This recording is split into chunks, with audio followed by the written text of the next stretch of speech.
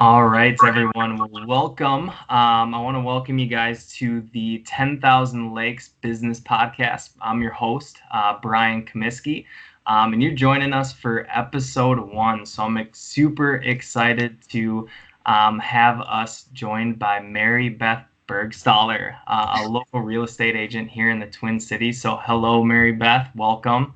Hello, Brian. Thank you for having me. Absolutely. We're excited to have you. I guess let's get started here. So why don't you fill us in here and tell us a little bit about your origin story and what got you into the real estate market, and we'll kind of start from there. That sounds awesome. So I am from California originally. And it's so funny because the first thing everybody asks me when I meet them here in Minnesota, why would you move to Minnesota from California? So I've told the story about 100 times. So congratulations, you get to hear it too. Right. But I fell in love with a good Minnesota farm boy, and he was working in California. We got married, and I willingly came out here. It'll be 6 years. Gosh, I think in a week, actually. Wow. Yeah, so I have survived 6 Minnesota winters. Good for you. Yeah. I love it though. I'm from the mountains in Southern California, a little town called Lake Arrowhead. I went to college at California State University, Monterey Bay, and that was awesome. I was up on the Central Coast for about a decade. My background is marketing and public relations. So I did that for, a good 5 years after college. And I guess real estate was just always in the back of my mind because it's kind of a long story and I won't go into it in detail, but my grandfather is a child of Sicilian immigrants, and he moved to California, when he was in his 20s, and lots of hard work went into, those Sicilians are hard workers, went into it. But now he started a company called Mistretta Family Properties, which is now headed by my father, who's a real estate attorney. Yeah. So it's like a dynasty out there in Southern California. It's mostly commercial properties. My dad did work as a residential realtor, in his younger years. Sure. And he's been pushing me into the real estate world for years, but you want to do everything you can to rebel against your parents. And Exactly. so we came to Minnesota, and we had a baby. He's not a baby anymore. He's almost 5, but his name's Jackson. Mm-hmm. And I remember I was on a trip in California, and I sat down and talked to my dad, and I'm like, I think it's time for a change. I really do. I think it's time for a career change. And I love working with people. So he started talking to me about real estate. And lo and behold, I took all the classes. I, did the exam, and I'm here. And I love it. Yeah. So that's my background story. Nice. Yeah. So it's kind of like your family was in real estate. You kind of took a different path and yep, the roundabout way, and now I did everything I could to not do what they wanted me to do, even though I knew the whole time it was probably what I should be doing. But you go to college, you get a degree, you want to use it. But the beauty of it is marketing is a huge part of real estate as well as public relations. You need to know how to connect with people, get out into the community, and I already have that under my belt. So yeah, it's great. It fits me like a glove. Right. Awesome. So what would you say is your, now that you've been in the real estate game for a few years here, what would you say is kind of your, favorite thing about the real estate? Oh my gosh, that's an awesome question. There's so many wonderful things about it. If you have the right personality and drive for it, obviously it's not for everybody, but I love people. I love the people aspect. I've just always loved to surround myself with awesome people. I love helping people. Mm-hmm. There was a little stint there where I branched off from, quote unquote, corporate America. And just because I wanted to learn massage, I actually got my massage certification in California. And I ran my own little random business on the side just because I love helping people so much. Mm-hmm. Whereas in the world of just marketing and PR, you can't help people. You just kind of help make the rich richer, and do it's meaningless work. You get a nice paycheck, but in the end, who did I help today? So I think massage was an outlet for that. However, people get old and get arthritis in their hands, which is why so that outlet kind of disappeared for me. Sure. But that's another reason I love real estate is you literally get to help people every single step of the way. You're their counselor, you're their confidant, you become essentially a family member. And that's kind of how I like my clients to view me. Sure. I don't want to be just the suit and high heels. I want to be their best friend, because that's what you are essentially the whole time you're working with them and after, Yeah. So the people aspect is my favorite.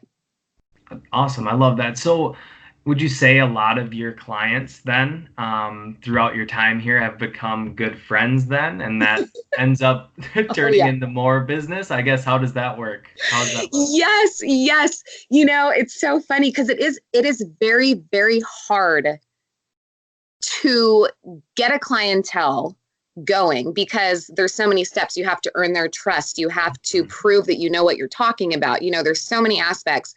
Then working against me, I'm not from here. I didn't have that background of, when you first start out in real estate, they say, call everyone, people that you went to school with. I'm like, well, they're all in California, Right. all my family's in California. But that being said, I was lucky enough, I do know how to market. So I was lucky enough to find some wonderful clients. And my first, 8 months, I closed 10 transactions, which is really good for a new agent. So I'm told. And it's so funny because 2 of those families are coming to our housewarming party on Saturday.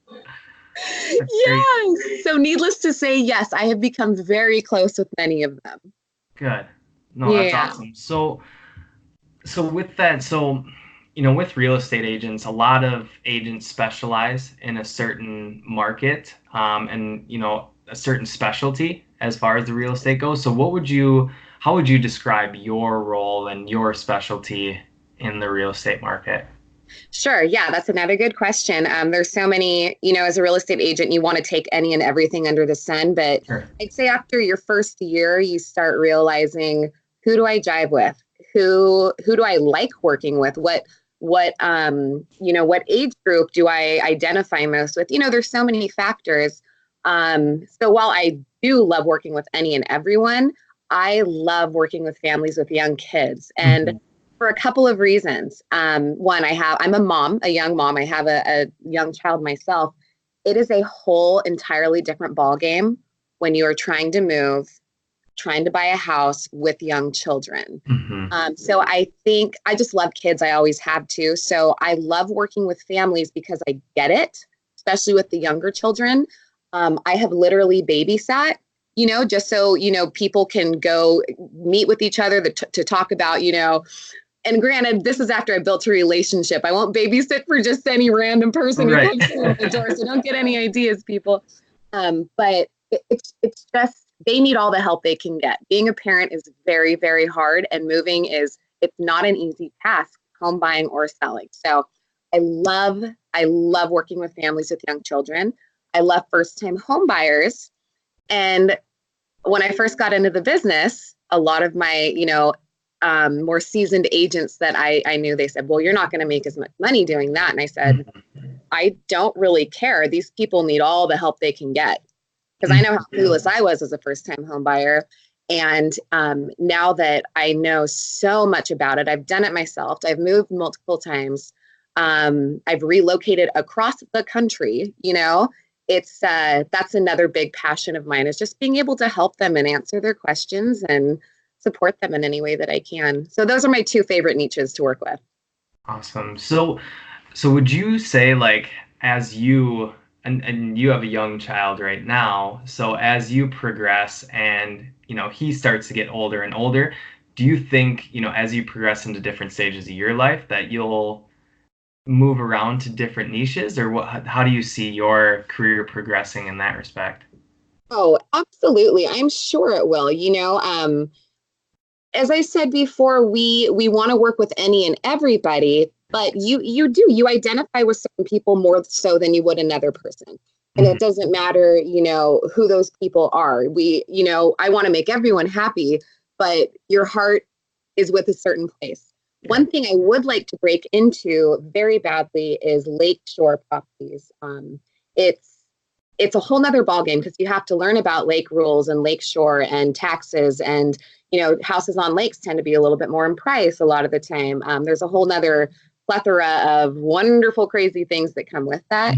But now being out here where I am, there's such a big opportunity to be able to break into those and maybe help somebody buy, their dream cabin that they've always wanted. Right. So that's something that I really want to do. And, just kind of, that's where I'm setting my bar right now. Okay. Yeah. It's a goal. Yeah. So when you say like lakeshore, so do you mean more like the cabin market, or we were talking before we hopped on here, you're right over by Lake Minnetonka, so are you more thinking of the, more the luxury side of lakefront property? Kind of curious about that. I love where your brain's going. Yes, both, all of it. I grew up on a lake in California. I'm from Lake Arrowhead. It's like, there's not a lot of lakes in California unless you're in the mountains. I mean, there's a few, but most people think California ocean. It's like, no, where I grew up, it actually snowed and we had pine trees and, Right. Any type of lakefront. I don't think lakefront should be just for the very wealthy. There are. I've been looking at the Lake Minnetonka just alone, the active listings around here. Sure. You can get a lakefront condo for as low as like $250,000 right now. Wow. Then you can get that mansion that's 12.9 million, Right. And I wouldn't make it just for Lake Minnetonka. We live in the land of 10,000 lakes, man. Let's spread the wealth. Let's get people living the lake life. Because I think the lake life attitude and lifestyle draws a certain type of person to it, so it's a very chill, laid back area over here. And that's one of the biggest reasons we moved out here too. Yeah. No, it's crazy that you mentioned that extreme delta between the lower price range and the upper price range. I never knew that. Right. So that's really interesting to know. Yeah.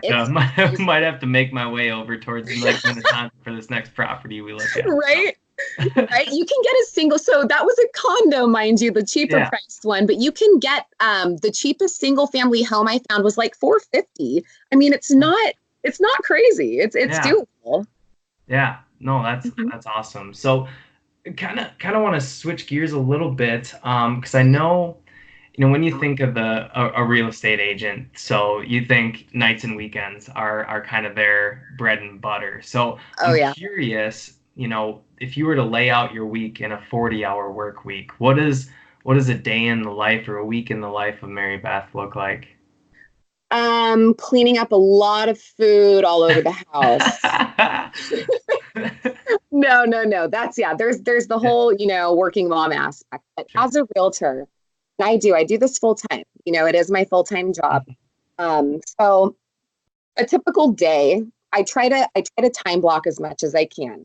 Sure. Granted, some days I time block better than others, but what I should be doing every day and what I try to do every day, I schedule time in the morning from like 8 to 11 to just market. I always jump on. I post something on my social media outlets every single day because you want people to know you. You want people to know who you are. And that's where we are these days. Technology is where it's at. Every and anybody is on technology. I mean, even my grandmother has a Facebook page and she's 87, know? So I dedicate a lot of time to weekly thinking, what am I going to post this week? It's not just a whim. I plan out every single day. Sure. I do this thing called Far Out Fridays, because people always laugh at me for my accent and my words that I use. So that has actually drawn a lot of attention. A lot of people like those posts, but it's basically, weird real estate around the world or super crazy random news stories, any and everything. I did one the other day, how Kid Rock sold his multi-million-dollar Malibu mansion for a double wide and literally lives in a glorified double wide. Hilarious. So yeah, I do a lot of social media marketing, and then I return emails. One thing that I do not do, which I am very different, and some of my predecessors who have been in the business a long time would probably crucify me for it, but I don't cold call and I do not door knock. And the reason I don't do those things is because I'm a human being too. And as much as I know it could be good for your business. So here's the argument. When you cold call and door knock, you might get one person or one sale out of however many calls, 50 to 100 calls. So if you ask another realtor what you just asked me, they'd probably say, yeah, I spend 9 to 12 in the morning making calls. I just don't do that. I don't think ethically that's cool. I just don't think that's something good to do. It goes against sales completely, but here's the deal. You know me, I make myself available. I get out into the community. I recently joined the West Tonka Community and Commerce. I participate, I volunteer. You know who I am. I will send out a random mailer, once a month with something useful like a recipe or the market stats or something that people want to know.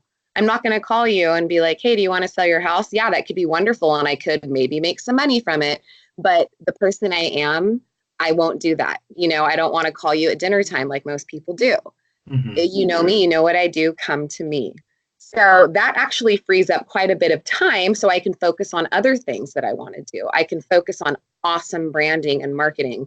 What am I going to do for the next event? I design my monthly newsletter that I send out. I have a YouTube channel. I try to record 1 video or 2 videos a month. So yeah, that's kind of where I have been focusing. I'm not that agent who gives agents a bad reputation, if you know what I mean. Yeah. People don't like it. When I say I'm a real estate agent, they usually go running for the hills, but then they get to know me and, hopefully that changes. And do you think that's getting close to being almost synonymous with what people's perspectives or perception of like car salesmen? Oh my gosh. Yeah. I'm not even joking. And before I became a realtor, not that I didn't like the people as people, but the second I'm like, oh God, if I give them my contact information, they are never going to stop calling me. So, just things like that. And yeah, it can be very beneficial, especially if you are a killer salesperson. To be honest, I got into this business to help people, not sell people. Sure. And you're going to find both types in this industry. So I want to build my clientele by building relationships with them that are organic and that means something. That didn't happen over a phone call. I didn't want to interrupt your family dinner, literally, because that's happened to me numerous times, But yeah, when I introduce myself, I kind of shy away in the beginning, or I used to. Now I'm pretty confident with it. But yeah, I'm a realtor. Nice to meet you, Right. And people are like, oh God, don't talk to me, Right. But again, it's sales, all sales. I think all sales have a reputation, a certain reputation. And if you display this goodness and people who really genuinely care, most realtors do, or else they would not thrive in this business. There are some, like we talked about, who are killer at sales and they have made millions and yada, yada, yada. But I do think there is that personal element that is huge. And that's the biggest part for me. Right. Yeah. Yeah, I think, just kind of getting to know you a little bit, you really pride yourself on those relationships and providing as much value as possible. So, I just kind of seen that, in our interactions over social media, and that's kind of how we met. So, yeah, I've seen that so far. So, and I think that's, and I come from more of like a sales and business management background where it was pushing numbers and driving revenue, and that was the main goal, was to drive bottom line. And my goal is very similar to yours, is to build deep and meaningful relationships. I guess that makes sense why I'm launching a podcast here tonight. So that makes sense. So totally. it's awesome. So I know we touched on this a little bit, but kind of along the lines of promoting and marketing your business. So when you say you're marketing on social media, what does that mean as far as marketing on social media?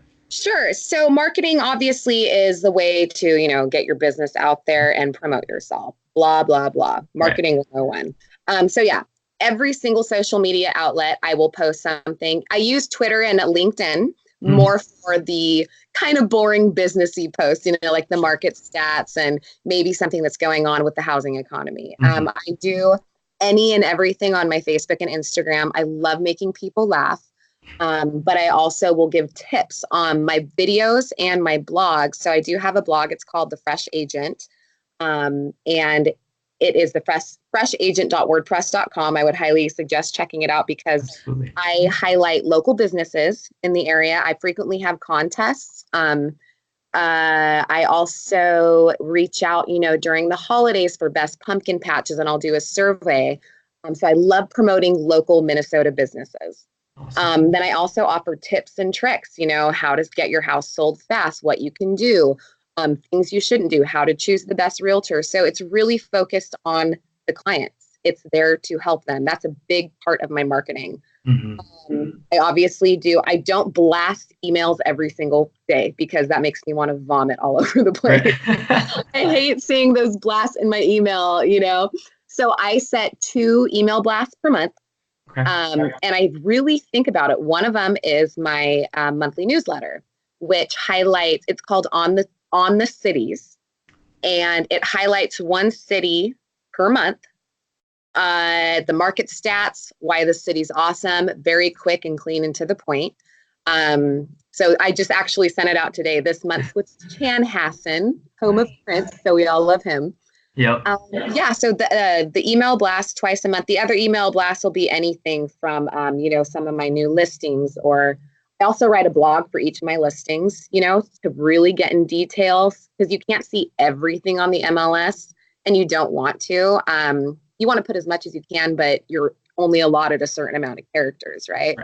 So this is a way for them to see more behind the scenes photos and whatnot. But the biggest thing for me to market, like we've talked about, is getting out into the community. I work events. I just worked the crime prevention golf tournament in Victoria. The chamber, I'm volunteering at all the events out here in West Tonka throughout the year. We have a tree lighting. I'm going to be at the Spirit of the Lakes Festival, which you should come to. It's awesome. I'll have a booth. Spirit of the Lakes Festival, you said? Yeah, it's called Spirit of the Lakes Festival, and it's at Surfside Park and Mound, and it is killer. I mean, it's summertime at its best in Minnesota. Yeah. Live music, both adult and non-adult beverages, booth set up, just showcasing all the wonderful, lake communities and their businesses. It's a really, really fun time.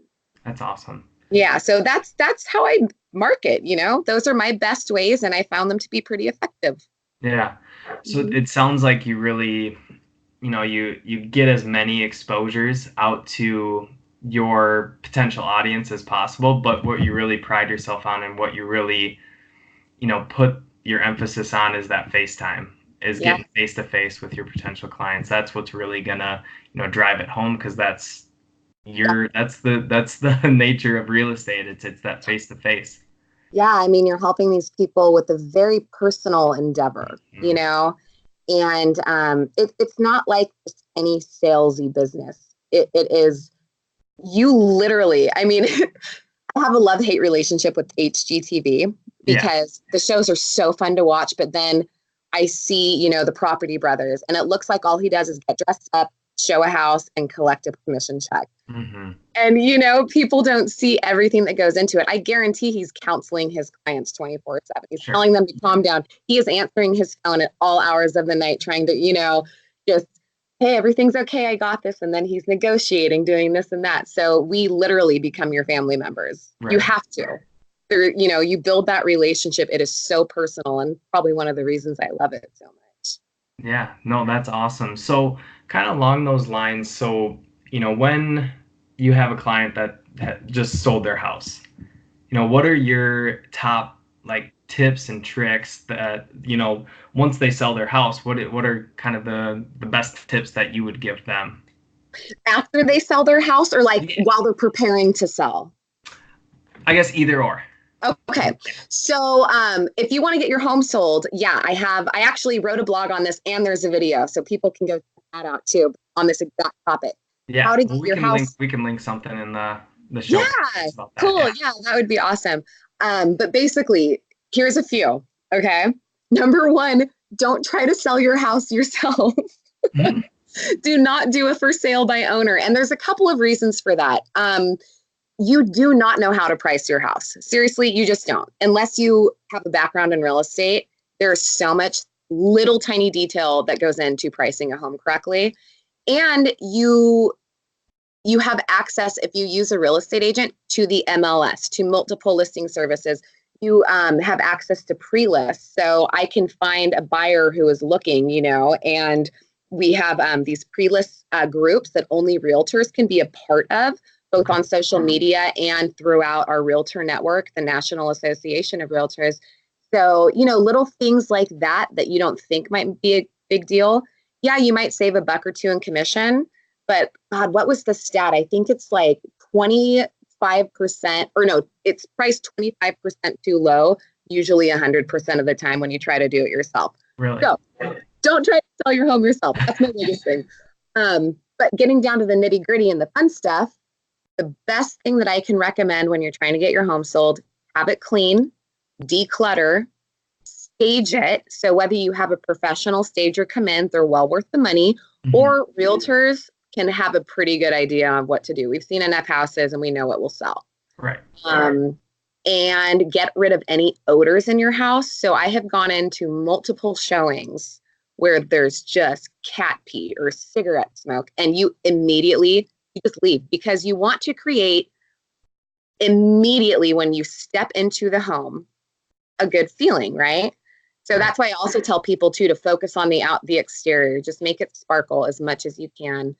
You'd be surprised what a fresh coat of paint can even do, and it can cover up odors. So yeah, I would say, especially in this market, we're dealing with a lot of millennials buying their first homes.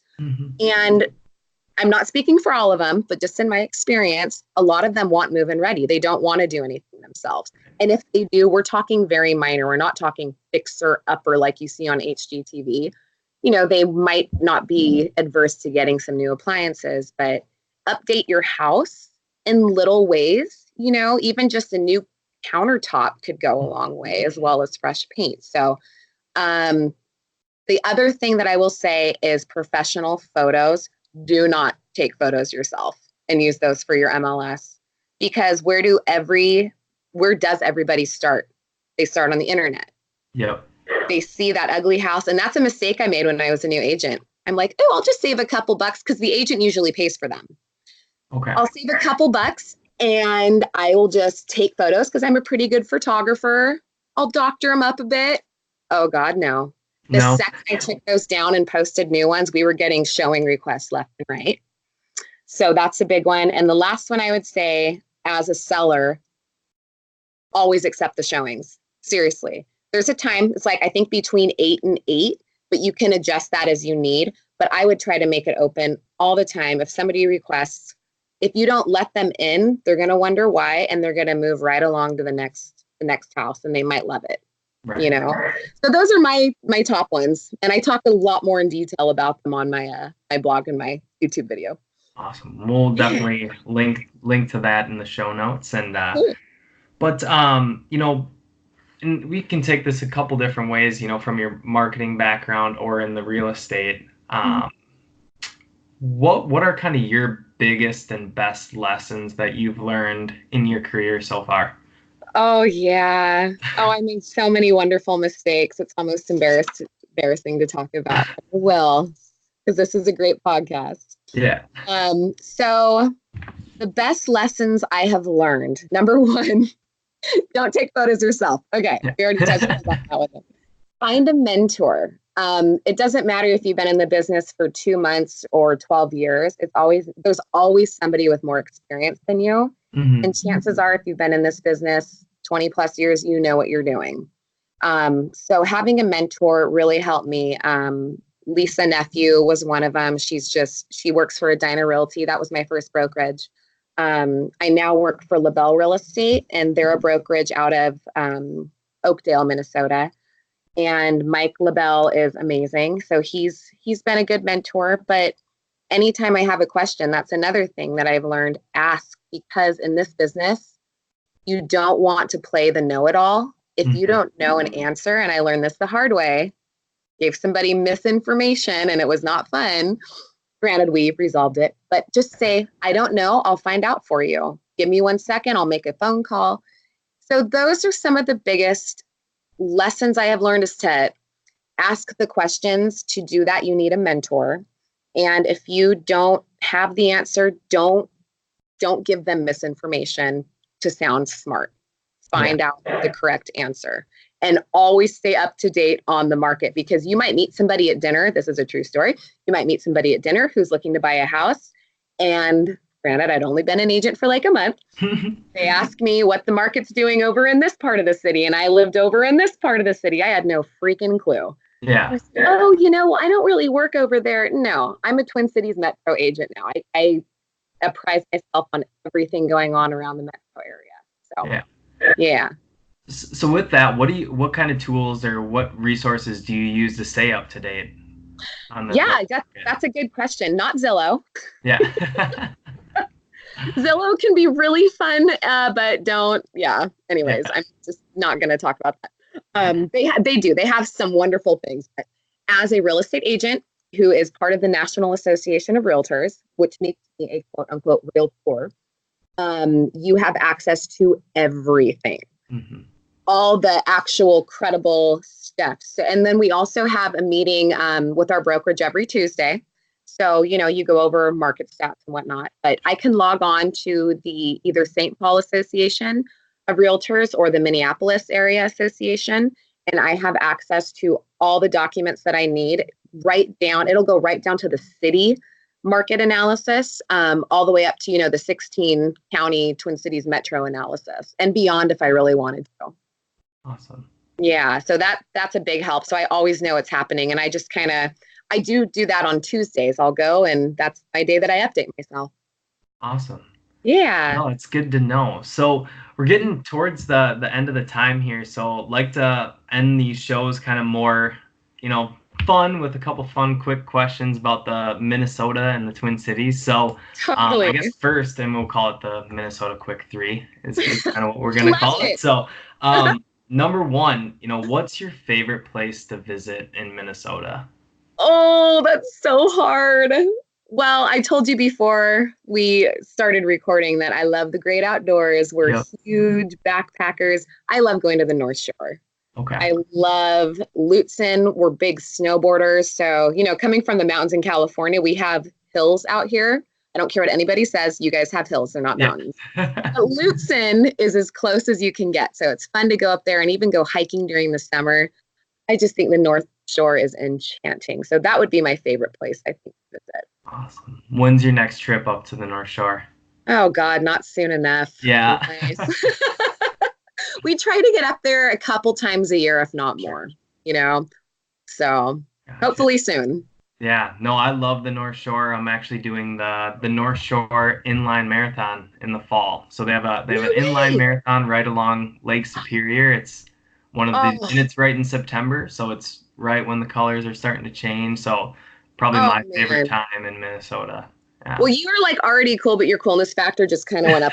Just bumped up a little bit. I love it. That's very neat. Yeah. Awesome. So number two, what is the best restaurant in the Twin Cities? That is so hard, man.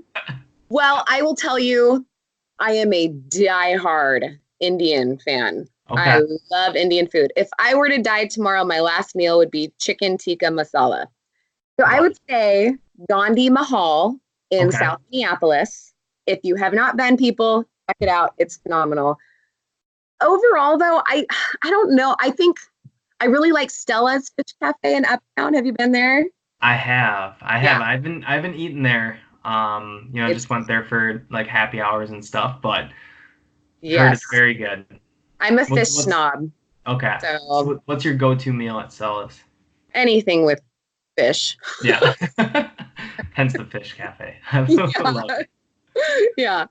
Awesome. So last one, and then we'll wrap up here. But what is your favorite Minnesota sports team?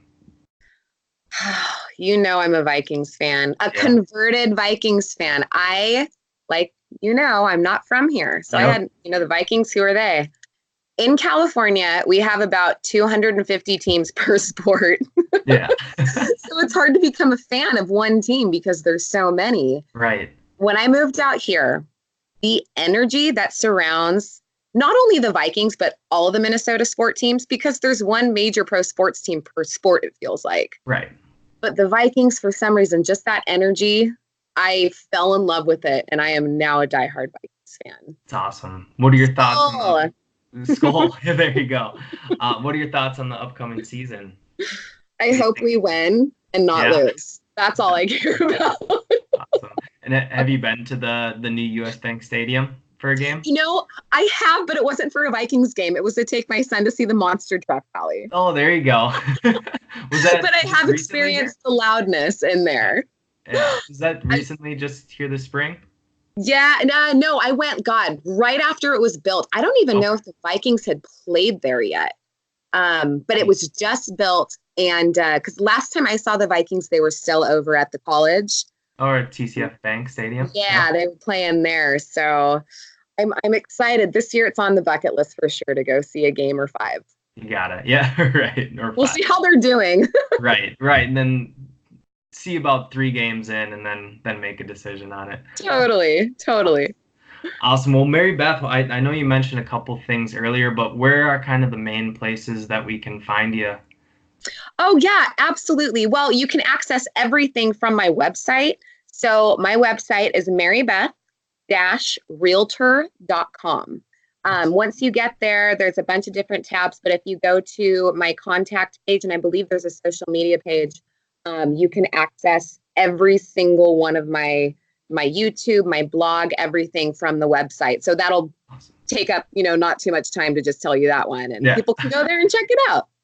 Perfect. Well, I want to sincerely thank you for joining us on episode 1 of the 10,000 Lakes Business Podcast. And good luck with the rest of the year here with your real estate. And we'll stay in touch here soon. That sounds great. This is wonderful to talk to you. And I think this podcast is going to be a huge success for you. You're a born natural.